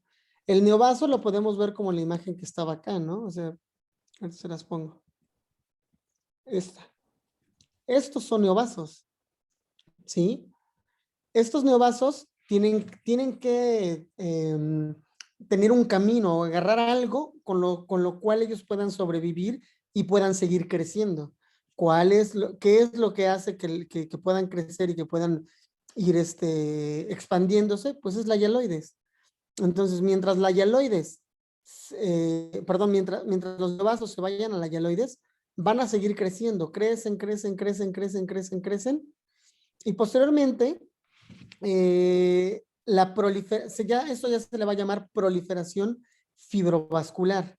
¿Por qué? Porque también empieza a haber fibrosis. Aparte de que esos vasos van creciendo, se van fibrosando, van haciendo un andamiaje. ¿Para qué? Pues para que ese vaso se haga más resistente, ¿sí? Entonces, ¿qué pasa? Cuando hay una regresión o simplemente por la retinopatía diabética, estos vasos, este andamiaje, tiene unas células que se llaman miofibroblastos. Estos miofibroblastos, cuando ya aplicaste láser o por el curso natural de la enfermedad, como tienen capacidad contráctil, se retraen y al retraerse jalan la retina y la desprenden. Ahora, la hemorragia no va a hacer que la retina se desprenda. ¿Qué es lo que va a hacer que la retina se desprenda? La neovascularización, la proliferación, que está como un andamiaje, y la hialoides. Por eso les comentaba, nosotros cuando entramos y operamos la retina, quitamos la proliferación fibrovascular y también tratamos de quitar la hialoides, porque la hialoides es lo que se pega a la retina y el vaso que está pegado a la hialoides, pues lo desprende. No Así sé es. si me expliqué. Es como que jala una tela, ¿no? Siempre yo se lo digo a los pacientes, como si hubiera algo que jala. La retina es como un tapiz, ¿no? Y eso es lo que jala ese tapiz, ¿no? Los neovasos, porque crecen de manera desordenada, ¿no? Y encima que sangra, encima cuando se oblitera, porque el curso natural desde que ese neovaso se oblitere, porque no tiene pericitos, no tiene buenas células endoteliales, entonces eso va a formar tejido, como dijo el doctor, con los miofibroblastos y eso va a terminar jalando la retina. Correcto, deja ver si hay una imagen para que igual lo vean. Sí. Y hay una pregunta también que dicen, ¿no?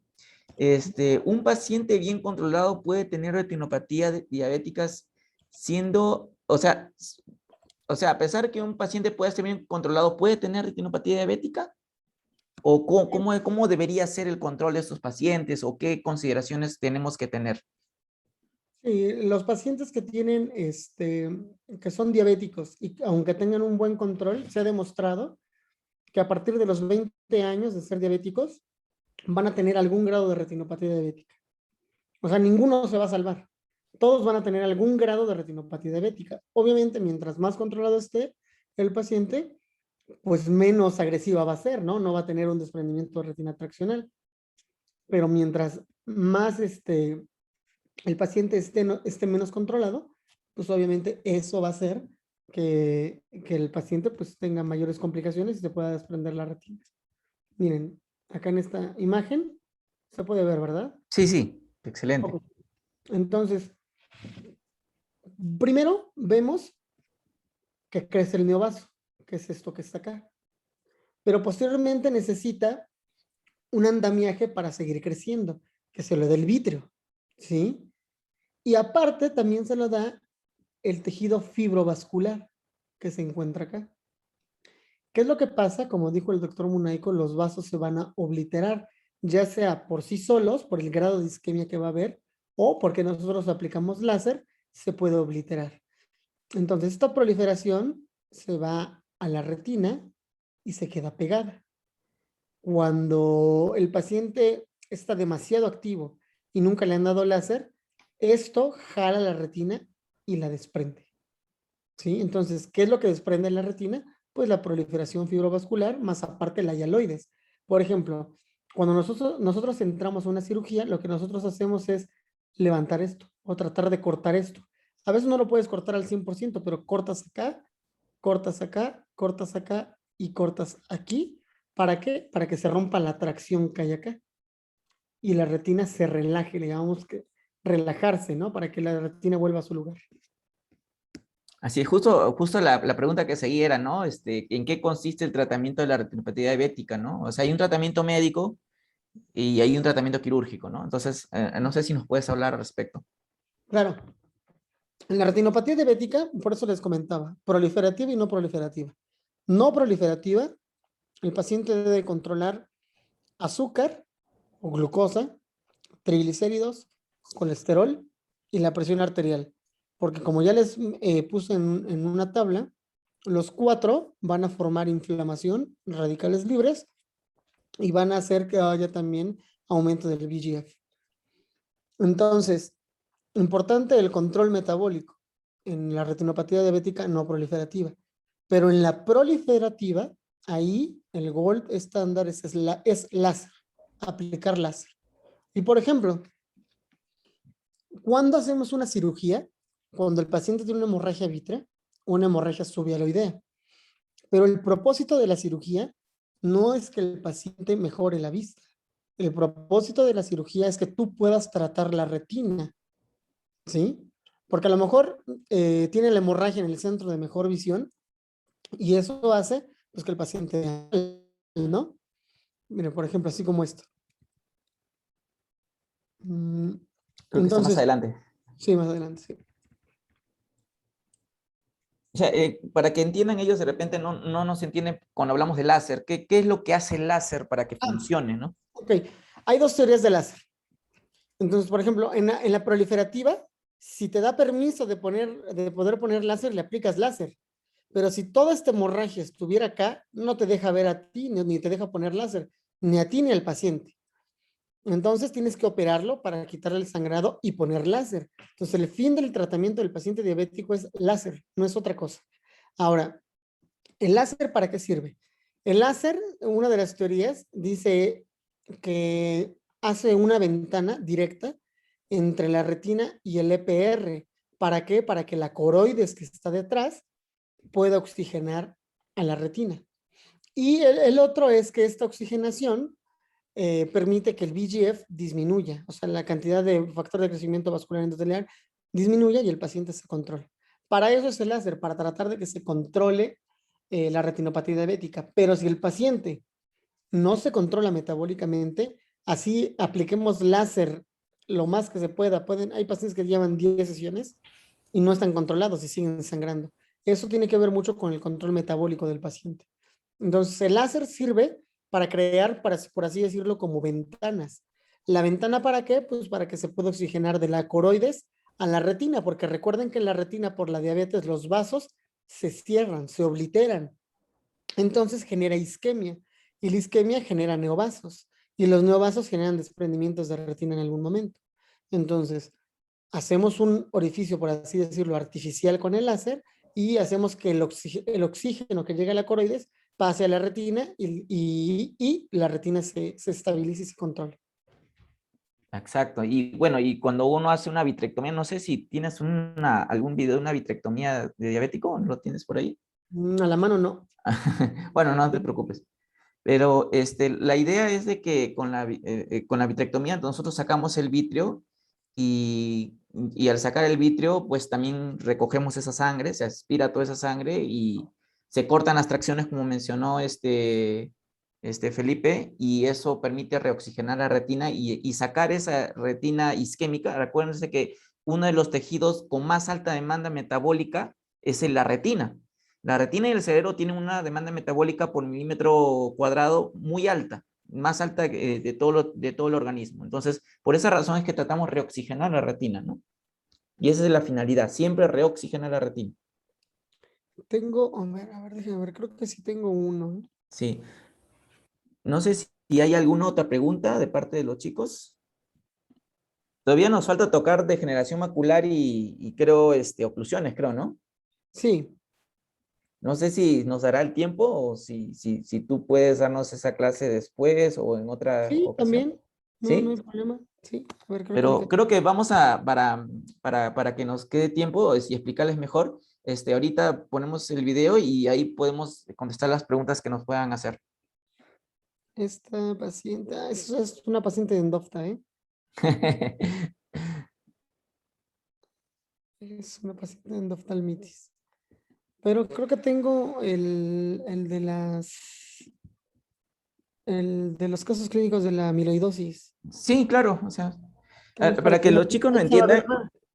nos entiendan, la subespecialidad de retina, o sea, dense cuenta que, miren, nuestro país necesita su especialista, o sea, la idea no solamente es de hablar de pura oftalmología, sino que dense cuenta de que, miren, un retinólogo tiene que estar en un hospital, pero en el Perú creo que hay menos de 50 retinólogos a nivel nacional. Entonces, y así, ¿cuántos subespecialistas más se necesitará? Por ejemplo, cirujanos de mano, por ejemplo, neurocirujanos especialistas en niños, y así, todas las especialidades tienen sus especialidades, y ahora la idea de ustedes es de que ustedes miren eso, ¿no? En nuestro país, lamentablemente, pues no tenemos escuela de su especialidad, sí tenemos de especialidad, pero la idea es de que ustedes puedan tener esa perspectiva. Dense cuenta de que lo que estamos hablando aquí son cosas que los pacientes lo tienen a diario, pero lamentablemente si tú no tienes a su especialista, esto va a seguir y esto va en repercusión de la salud pública, ¿no? Sí, mira, ahí te va. Aquí se le está haciendo al paciente una vitrectomía. Este paciente tiene amiloidosis. Entonces, el amiloide se concentra exactamente en el vitrio. Pero todo lo que ustedes que ven acá que se mueve, que se está como ondulando, es el vitrio. Entonces, ahorita lo que estamos haciendo es una vitrectomía. La vitrectomía la podemos dividir en anterior, media, posterior y aloidectomía. Y después, posteriormente, es segmentación, ¿no? Cuando hay en los pacientes diabéticos. Entonces, lo que estamos haciendo ahorita es solamente hacer una vitrectomía, estamos quitando, ahorita es media, estamos quitando el vitrio alrededor de esto que está acá, que es un depósito amiloide. Pero imagínense que en el paciente diabético se ve casi igual, solamente que se ve con sangre porque está vascularizado. Entonces, lo voy a ir adelantando un poquito, igual para que vayan viendo. Miren, acá es el centro de mejor visión, esta es la fóvea, las arcadas vasculares temporales. Aquí esto blanco que ustedes llegan a ver es la hialoides, ¿sí? El vitrio ya se lo comió, ya aquí lo vitrectomizó, pero esto es la hialoides que está muy pegada a la retina. Más o menos se ve así en un paciente diabético, es igual, o sea, acá se queda esto, nomás que lo van a ver rojo y vascularizado, y acá la proliferación, ¿sí? Entonces, ahí está haciendo algo que se llama como segmentación, está tratando como de segmentarlo, porque está muy pegado. Y les voy a enseñar algo que se llama desprendimiento de vitrio posterior. En algún momento lo van a escuchar. El desprendimiento de vitrio posterior es muy común después de los 50 años. En los pacientes miopes se da en pacientes más jóvenes. Ahí está. Lo que se hace acá es que solamente aspirando tratamos de levantar. Esto es hialoides. Miren cómo se levanta la hialoides. Se va acá, la jala y esto que está levantando es la hialoide. O sea, ya se comió el vitrio, pero el caparazón, o como dijo el doctor Fernando, la piel de la uva la está levantando. Ahí va levantando la hialoides, miren, la está levantando, la jala. Este que se llama vitrector, corta, va cortando, pero también tiene una función que solamente aspira. En este momento solamente está aspirando para tratar de jalar la hialoides. Entonces ahorita eh, está haciendo algo que nosotros llamamos induciendo el DBP, o sea, el desprendimiento de vitrio. Y ahorita van a ver cómo se va a ir levantando poco a poco. Miren, ahí está. Va levantando, miren acá cómo se levanta. Lo jala y se levanta. Miren, ahí está. Lo va jalando. Igual acá, miren. Ahí va, ahí va, ahí va, ahí va. Y lo está jalando de acá. Lo va levantando. Igual lo aspira. Una vez que lo aspira y lo toma, lo jala siempre hacia la parte temporal y hacia anterior. Y ahí está. La membrana que se ve acá como medio turbia es el vitrio. Ya lo levantó y ahora ya lo está cortando. Perdón, es la hialoides. Y ahora ya lo está cortando. Sí, exactamente. Ahora, recordar que la vitrectomía es una cirugía donde, por ejemplo, el ojo está presurizado. O sea, nosotros hacemos como una especie de cirugía laparoscópica, ¿no? Con una mano tenemos un endoluz y con mano derecha es un vitrector que corta más o menos de 5.000 a 7.500 cortes por minuto y a la vez de cortar, aspira. Entonces, o sea, son tres puertos, ¿no? Un puerto donde va entrando el agua para que el ojo no se ponche y otros dos puertos. En el caso de la cirugía laparoscópica usan, por ejemplo, aire o CO2, creo yo, si no me equivoco. Y dos puertos donde pones dos instrumentos, ¿no? Y por esos instrumentos metemos un endoluz y en el otro instrumento podemos meter pinzas, podemos meter el vitrector y todo eso, ¿no? Entonces, son cirugías bueno, o sea, cuando la retina se desprende o hay sangre, entonces hay que entrar y operar, ¿no? Por eso es que la oftalmología es una subespecialidad quirúrgica. No sé si Felipe, si nos puede dar la clase de degeneración macular y queda pendiente, ¿qué más? Oclusiones, creo, ¿no? Oclusiones y desprendimiento de retina. Ah, desprendimiento de retina. No sé si, o si los chicos cuentan con más tiempo o si quieren que avancemos uno de los temas. Ah, dice, ¿qué efectos funcionales causa la extracción de vitro y aloide? Bueno, esa pregunta está... o sea, ¿qué efectos funcionales causa la extracción del vitro y aloide? Pues no sé a qué se refiera, ¿eh? O sea, Lo, lo que, lo en que quiero realidad, es que ajá, sí, dime. lo que sí causa la IADOL es un, o sea, en el diabético, por ejemplo, lo que causa es tracción tangencial, ¿no? O sea, tracciona. Ese es el andamiaje que tú dices, ¿no? Pero al liberar la hialoide o al liberar el vitrio, lo que trata de hacer es relajar, ¿no? No sé si, a ver, el que hizo la pregunta nos puede... A ver, sí, te escuchamos. Ok, doctores, buenas tardes. Buenas Buenas tardes. noches ya. Buenas noches. Bueno, lo que quería hacer referencia es que si es que hay algún efecto secundario en la visión, si es que se extrae esta hialoides o si es que se extrae únicamente el vidrio, ¿no? ¿Qué efectos podría causar en la función visual que tenga el paciente, ¿no? Porque ya es extraerle una parte anatómica que tiene el paciente, ¿no? Mira, el vitrio y la hialoides solamente sirven para una cosa después de que naces y es para que le des de comer al retinólogo. Lo demás ya no tiene función. Entonces, en realidad no le vas a quitar nada, ¿no? O sea, por ejemplo, al contrario, por ejemplo, un paciente diabético que está haciendo una proliferación fibrovascular, si le quitas el vitro y la hialoides, le estás quitando el andamiaje donde puede crecer esa proliferación. Igual cuando tienen hemorragias, pues quitas el vitro y la hialoides. Ahora, siempre debes de quitar los dos juntos, ¿eh? O bueno, procurar quitar los dos juntos. Por ejemplo, los pacientes diabéticos que están súper pegados, ese vitrio o esa hialoide está bien pegada, a veces dejamos un poco de restos de hialoides. Pero lo ideal siempre es quitarlo, ¿eh? Siempre es quitar los dos vitro y hialoides juntos en cualquier patología. Si te vas a meter a operar, tienes que quitar las dos. Ahora, funcionalmente no les quitas nada, ¿eh? O sea, no, el vitrio solamente sirve para que cuando estamos en la panza de mamá o en el vientre de mamá, es para que le dé la forma, ¿no? El tamaño a tu ojo y para que vaya nutriéndose también, ¿no? Y sirve como de un puente para que también vaya creciendo el cristalino y se vaya formando.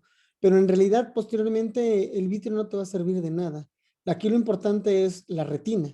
Y obviamente en la cirugía es que no hagas algo que se llaman retinotomías, hoyos en la retina, que esto es lo más importante. Pero el vitrio por sí solo no te va a generar ninguna alteración. Doctor, entonces, ¿se podría indicar una cirugía profiláctica para retirar estos, Por digo, ¿no? ejemplo, Como usted hay comenta que es un pacientes, andamio. no, mira, hay algo que se llama vitrectomía temprana. ¿A quién le ofreces vitrectomía temprana? O sea, en diabéticos. A pacientes que tienen hemorragias vítreas recientes. ¿Sí? A esos pacientes les puedes hacer una vitrectomía temprana y obviamente pues le quitas como el caldo de cultivo, por así decirlo, o los recursos que requiere la retinopatía diabética para que prolifere. Pero así como profilaxis, decir, mira, este paciente tiene una retinopatía diabética no proliferativa, pues no, porque tampoco la cirugía es inocua, ¿no? O sea, puedes generar alguna infección, las endoftalmitis, y son muy temidas, ¿no? Porque en realidad estos pacientes, pues pueden llegar a perder la visión por completo si tienen una endoftalmitis. O sea, tú vas a meter a operar un paciente si tiene la indicación de operarse, nada más. O sea, que tengas una hemorragia vítrea, que no lo deje ver y que lo quieres rehabilitar temprano porque el paciente es un paciente joven, 40 años, trabaja. Entonces, a esos pacientes los rehabilitas pronto, los operas pronto, les pones su láser. Recuerda que el láser es el tratamiento definitivo de la diabetes, no la cirugía.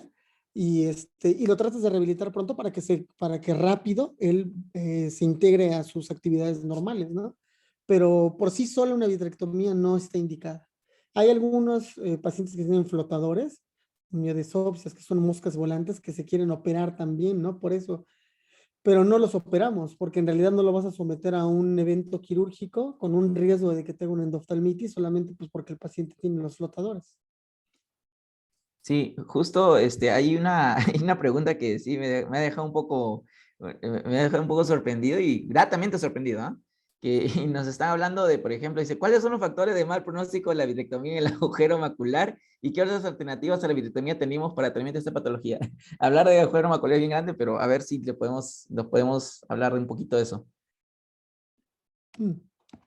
Cuando tú tienes un paciente que tiene un agujero macular, hay varios tipos de pronóstico. El pronóstico visual, el pronóstico de cierre que va a tener. Ahora, todo va a depender, por ejemplo, si tiene un agujero macular, todo va a depender del tamaño del agujero macular. Por ejemplo, si tú tienes un paciente que tiene un agujero pequeño, menos de 250 micras, solamente le puede hacer una vitrectomía y puede cerrar solo. O, de hecho, si el paciente se desprende ya el vitrio por completo y tiene menos de 250 micras, ese paciente por sí solo puede cerrar.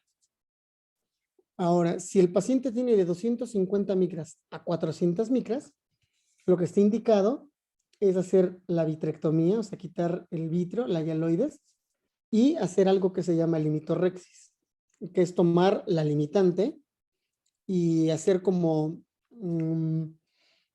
quitarla circunferencialmente, ¿sí? Y la otra, si el agujero es grande, arriba de 400 micras, entonces ahí lo que tú haces es limitorrexis, o sea, la vitrectomía más limitorrexis, más poner esa limitante dentro del agujero, ¿sí? Y si, por ejemplo, tú tienes un paciente que tiene 800 micras de agujero macular, está indicado eh, afrontar los bordes. Hay algo que se llama cánula de Charles, que es como un silicón, como silicón, la punta, y con eso puedes afrontar los bordes, hacer la vitrectomía, el limitorrexis y el flap invertido, ¿sí? Y el pronóstico visual va a depender de qué. Hay factores pronósticos, como cuáles. Por ejemplo, si el paciente está muy engrosado a las paredes de,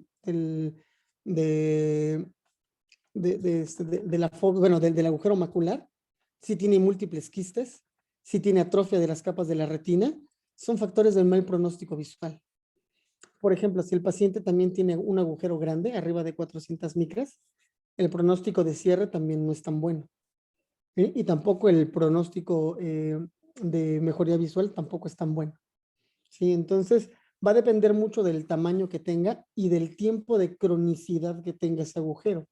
Los pacientes que tienen más de 6 meses con un agujero macular son pacientes que lamentablemente, muy probablemente la visión va a mejorar 1 a 2 líneas de vista. ¿Sí? Perdón, antes de los 6 meses. Después de los 6 meses, muy probablemente no mejore mucho y muy probablemente el agujero no cierre. Pero para eso hay también otras técnicas, ¿no? Para tratar de que cierre por completo ese agujero. Pero creo que para que nos entienda mejor tendríamos que mostrarle un videito de cómo es la cirugía o a qué se refiere con agujero macular, que es un hueco en la mácula. O sea, imagínense que en el centro de mejor visión, donde está la fobia, donde están casi la mayoría de conos, imagínense allí, se hace un hueco. Entonces, ¿cómo hacemos para cerrar ese hueco? Y el paciente lo que ve es una mancha o escotoma al centro.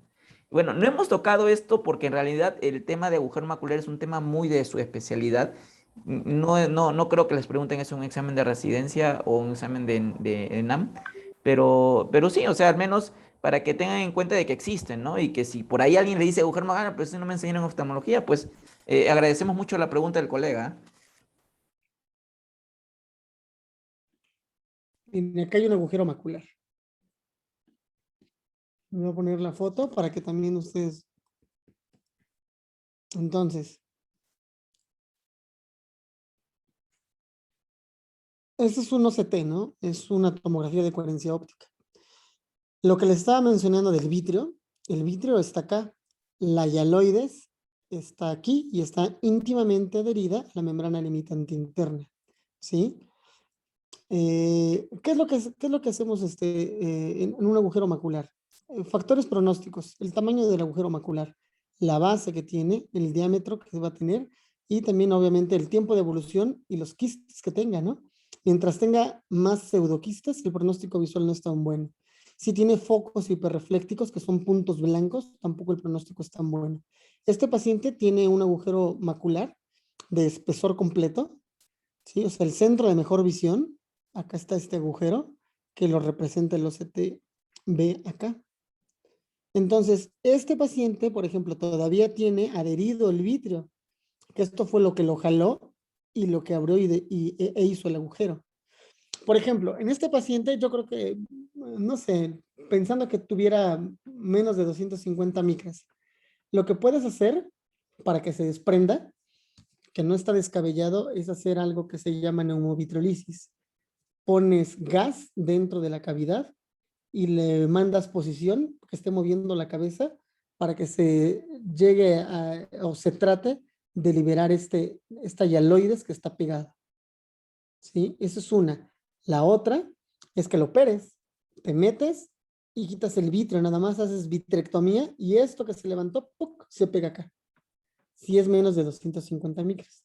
Si es de 250 a 400, entonces, ¿qué es lo que vas a hacer? Vas a hacer una limitorrexis, ¿sí? Y al hacer la limitorrexis, que es quitar la membrana limitante, ¿qué es lo que vas a favorecer aquí? Es que se relaje esta parte de la mácula o de las paredes del agujero, que se relajen. ¿Para qué? Para que caigan solas. Van a caer solas. Y la otra, si el agujero es grande, más de 400 micras, lo que haces es hacer la limitorrexis y meter esa limitante, la metes al agujero. ¿Para qué? Para que cierre. Uno, principalmente es para que cierre y para que haya migración. Va a haber una migración, lo que se trata o lo que se piensa es que hay migración de fotorreceptores y entonces el paciente puede llegar a mejorar un poco la vista.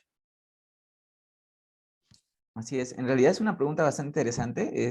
No es algo muy frecuente, pero sí, ese es el tratamiento. O sea, hay muchas maneras de poder afrontarlo, ¿no? Desde poner gas hasta, dependiendo del tamaño del agujero, como dijo el doctor, menos de 400 micras. Si se dan cuenta, el OCT es como un corte histológico en vivo y nos permite a nosotros hacer mediciones del tejido con el paciente vivo, ¿no? Y de acuerdo a eso, planificar la cirugía, ¿no? Yo creo que hay una última pregunta, doctor. ¿Ay? Sí, hay una pregunta que dice, ¿no? ¿Qué determina que una retinopatía diabética proliferativa sea de alto riesgo? ¿Solo lo determina el número de vasos? ¿O a qué nos referimos con características de alto riesgo y sin características de alto riesgo? Cuando decimos características de alto riesgo, ¿qué es la característica de alto riesgo? Es que tenga riesgo de que el paciente sangre. O sea, si sangra sin una hemorragia vítrea subhialoidea, eso se le llama características de alto riesgo. ¿Y cuáles son los pacientes que tienen características de alto riesgo?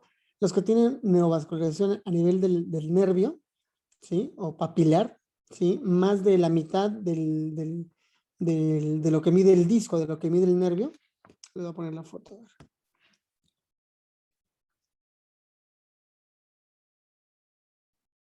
Mira.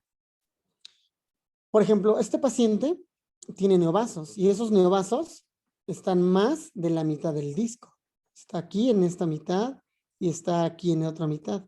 Entonces, este paciente tiene riesgo, o bueno, se llama características de alto riesgo porque en cualquier momento se puede romper este neovaso y generar un sangrado.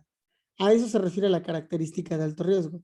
Ahora, entonces, características de alto riesgo. A nivel de la papila, más de medio diámetro de disco o más de 2/3 de diámetro de disco, ¿sí? De neovasos. Y la otra, extrapapilar, igual, más de 2/3 de diámetro de disco, ¿sí? Esas son como tal características de alto riesgo.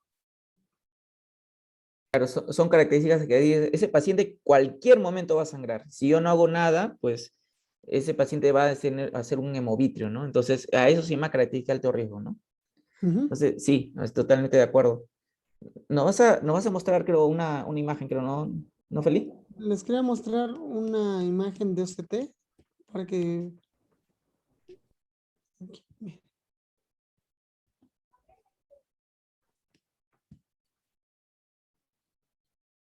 Ahorita que mencionaste el OCT. Ahí lo ven, ¿verdad? Muy bien. Entonces, el OCT, como les dijo el doctor Munaico, es un corte histológico, ¿no? De la retina. Entonces, la retina o la mácula y en especial la fóvea tiene una depresión. La fóvea es esta depresión que está acá. Ahora, ¿para qué queremos esta depresión foveal? Espérenme tantito, no, déjenme. No sale.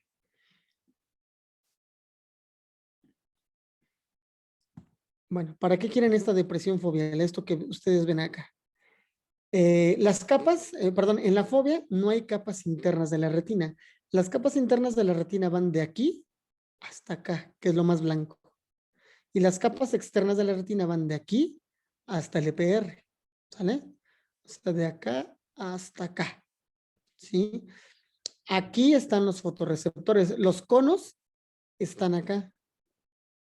Entonces, lo que queremos es que el rayo de luz entre directo al cono. Por eso es que tenemos la mejor visión central. En este milímetro foveal es lo que el paciente hace que vea bien, que vea excelentemente bien, ¿sí? Solamente con este pedacito. Entonces, por ejemplo, si un paciente tiene edema macular diabético y esta depresión se pierde y se ve así como está, al paciente le baja mucho la visión. Ahora, este OCT es un corte histológico de todas las capas de la retina. En la retina hay 10 capas, pero por OCT hay 18 más o menos, 18 capas o 18 bandas que tenemos que revisar. Y depende, por ejemplo, aquí, que de las capas externas lo más importante es la membrana limitante externa, la zona mioide y el elipsoide, que corresponde al segmento interno del fotorreceptor. Después, los segmentos externos del fotorreceptor, que es esta línea más negra que está acá, y posteriormente una línea más blanca que está acá, que se llama zona de interdigitación, es que son como unos pelitos, por así decirlo, que están en contacto con el EPR. Y el EPR, recuerden que es la otra membrana, perdón, la otra barrera hematorretiniana. Entonces, es importante pues ver, tener un OCT. ¿Por qué? Pues porque te dice histológicamente cómo están las capas, ¿no? Bueno, con el estudio, haz una representación histológica de cómo están las capas de tu retina.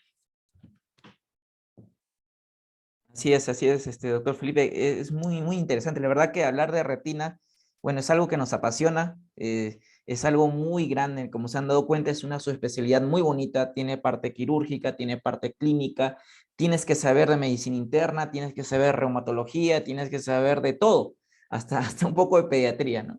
Entonces, la verdad que es algo muy bonito. Yo la verdad que les invito a que ustedes, pues, si a alguien por ahí les gusta oftalmo, ¿no? El Perú necesita muchos retinólogos, necesita muchos glaucomatólogos, como vimos ayer con la doctora Bauman. Bueno, yo quiero invitarle públicamente al doctor para que la próxima semana, el próximo lunes, nos pueda continuar con las clases. No sé si usted podrá, doctor. Claro, sí, está bien. Sí, el doctor tiene mucha pasión por la docencia y la verdad que ha sido todo un placer, todo un gusto compartir estos minutos con el doctor, hablando de algo que nos gusta, de la retina. Y bueno, no sé si hay alguna otra pregunta, para poder finalizar la clase.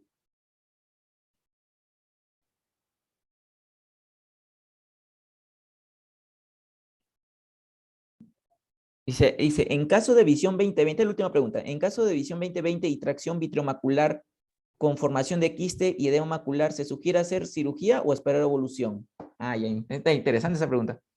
Sí, puedes hacer algo que se llama neumovitriolisis. Inyectas gas y con eso dejas posición al paciente. Tiene que ser un movimiento que se llama pájaro bebedor, que haces la cabeza hacia arriba, hacia abajo, hacia un lado, hacia el otro. Y el gas lo que hace es tratar de liberar ese síndrome de adhesión o de tracción vitreomacular. Así es, así es. Muy bien, doctor, agradecerle una vez más y pues nos vemos el próximo lunes a las 5 o 5:30. ¿Qué le parece, doctor? 5:30 está bien. Sí, 5:30. Listo, chicos, entonces nos estamos viendo la próxima semana. Agradecerle, creo que abrimos micrófonos y le damos un fuerte aplauso al doctor. Y ya están llegando las gracias, doctor Felipe. Muchas gracias. Muchas gracias, doctor. Gracias, doctor. Muchas Buenas gracias, noches. doctor. Gracias, doctor. Gracias. Listo, chicos. Entonces nos estamos viendo la próxima semana. Eso, Nos doctor, hasta la vemos. próxima. Listo, nos vemos. Gracias, doctor. Hasta luego. Hasta luego. Buen día con Hasta luego. todos.